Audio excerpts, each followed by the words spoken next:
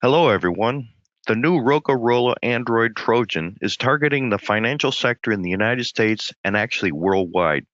What's interesting is that this Trojan appears unusual as it combines financial fraud with total device surveillance, and it can possibly target up to 217 different cryptocurrency and banking programs. If you have an Android device, please take note. As always, you can find information on related topics or previous Red Shorts up on the screen at redskyalliance.org. There's also a related article in conjunction with this talk here today. The researchers at mobile security firm Zim Premium has identified a new Android banking Trojan, and this Trojan's called Rokarolla. This highly aggressive malware is named after its command and control infrastructure, which is the server network that threat actors use to send instructions to infected phones. According to these researchers, this Trojan is unusual in that it combines financial fraud with total device surveillance and can target over 200 different cryptocurrency and banking programs. Let's talk about this attack chain. The attack chain begins when a user visits a malicious website, kind of like the Italian website called contrabilidades.com. And this is an example of a malicious website. These type pages actually contain this malware that we're talking about, the Rokarolla, which is hidden inside files that look like popular programs such as TikTok or Google Chrome. When a victim downloads this file, a secondary dropper, which is the secondary malware, runs first and is disguised as a Google Play Protect security tool. It is this dropper that tricks the user into installing the final payloads, the malicious payloads. So kind of pay attention if you see this happening on your phone. Once installed, the malware asks for permission to use Android accessibility services. Don't do it.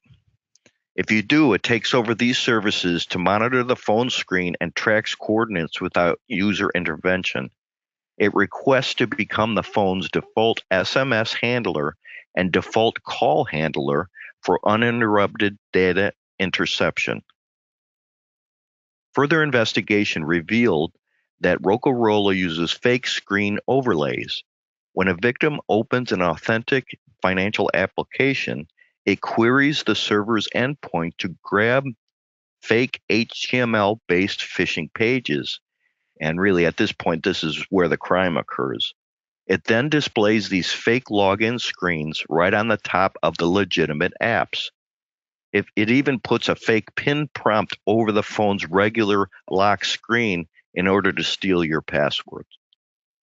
Once this happens, complete device control is initiated. Researchers explain that this malware has 137 commands available to control the infected phone, and it uses specific background code terms to trigger these actions. Through an automated keylogger and UI logger, the malware can then read text messages or steal WhatsApp lists or track keystrokes, actually, and it even takes screenshots of what you're doing. Using a screenshot-based surveillance mechanism called pseudo VNC, it monitors screens secretly without you even having a clue. Also, it performs clipboard hijacking to modify text copied by the user, switching cryptocurrency wallet addresses during transfers without the victim even noticing it. To keep the attack hidden, Rokarolla stops incoming phone calls using commands like and mutes all phone sounds. This step stops victims from hearing warning alerts or receiving fraud prevention calls from their banks, which is pretty diabolical. It also actively disables real Google Play Protect security scans and forces the device screen to stay on permanently. This happens so its background actions are never cut off. This research shows the changing trends in mobile threats as cyber criminals don't focus entirely on data theft. and its aim is for full device takeover. This is a worrying trend because controlling the phone's audio text messages makes security features like multi-factor authentication actually completely useless. So what's fake overlay process? A recent security analysis warned that, quote, the threat landscape continues to surge, in particular, the mobile threat landscape. Back in 2024 alone, more than 4 million social engineering attacks targeted mobile devices, and over 33 million mobile malware and adware incidents were blocked, and phishing attacks rose significantly. Android continues to face banking Trojan and data leak SDKs, while insecure apps practicing plagues both Android and actually, Apple platforms.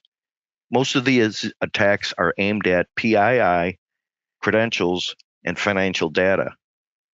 Employers and service providers add a third layer risk.